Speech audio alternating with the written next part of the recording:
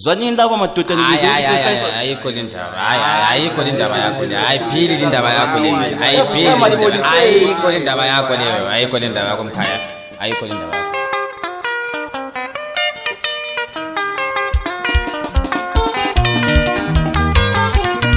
awumadoda hashtag sifilisa public collection baba madoda sikuzana ngokuxabana kwemdeni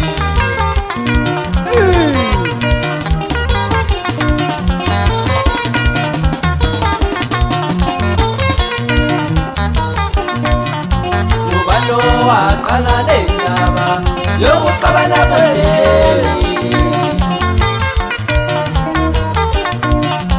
ubani waqala le ndaba yokuxabana kwemdeni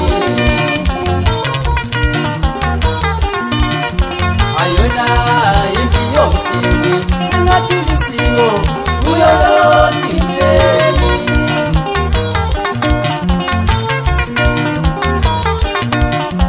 ayona impi yomdeni singathi lisiko kuyo yonke imdeni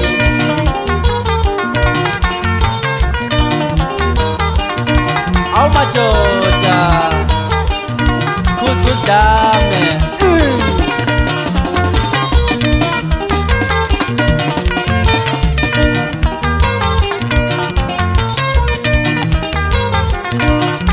le ndaba yona inzima isingumthelela kulaba abasakhulayo sebekhula bengezwani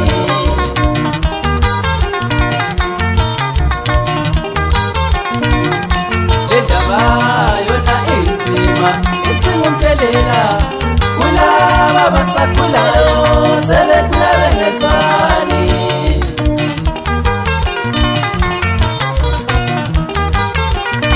awumadoda sotholabelwa noma kufiwe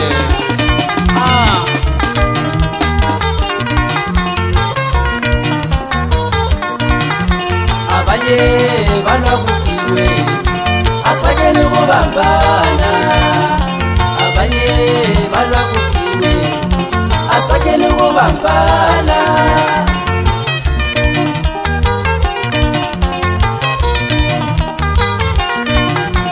abanye balwa kushoniwe asakele ukubambana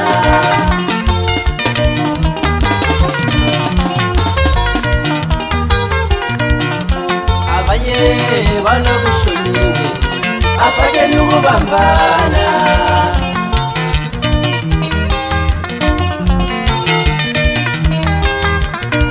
awumadoda sikhuza udlame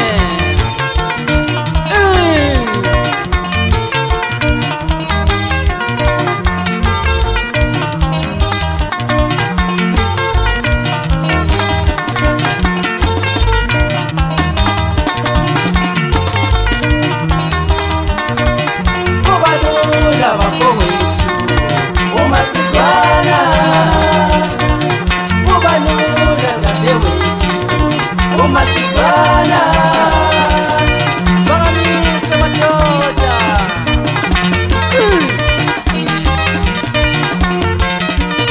decent akuphakamise ikhanda mfana batsheke ifesi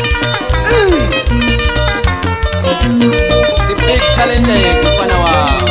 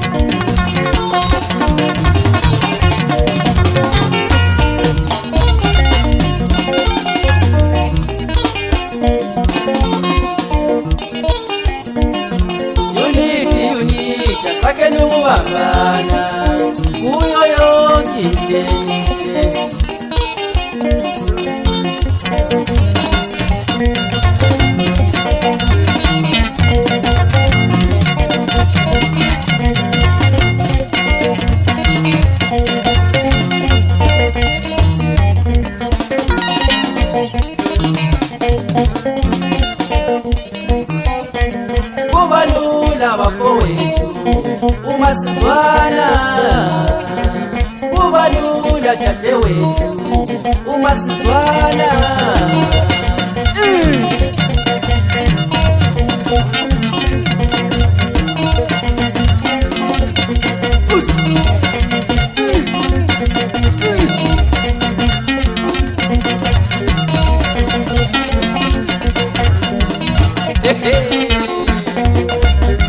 Awu madoda apha sesishika sigelo mntase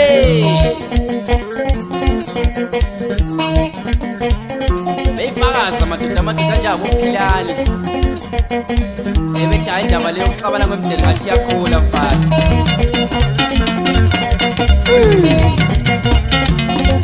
Sikhuzudla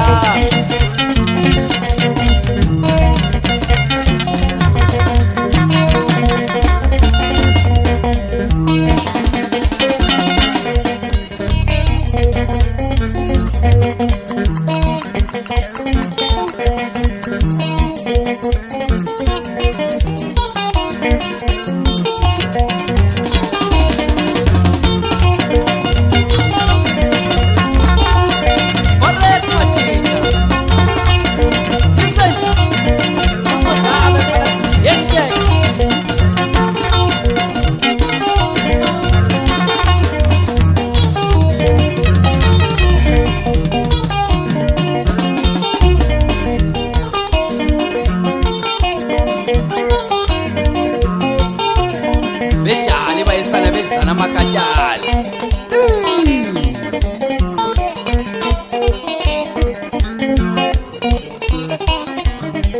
ubani senale zitolo kuyisikushe kumalima.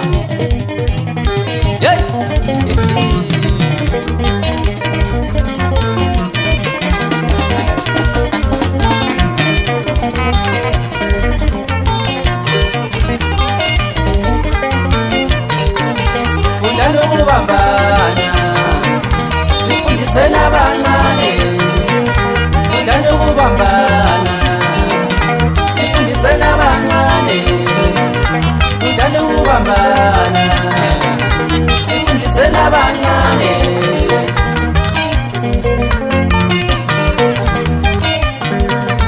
udlala ukubambana sifundiseni abancane, udlala ukubambana sifundiseni abancane. Nalali bafundisa abancane madoda bekhule besazi indlela yempilo. Udlala ukubambana sifundiseni abancane.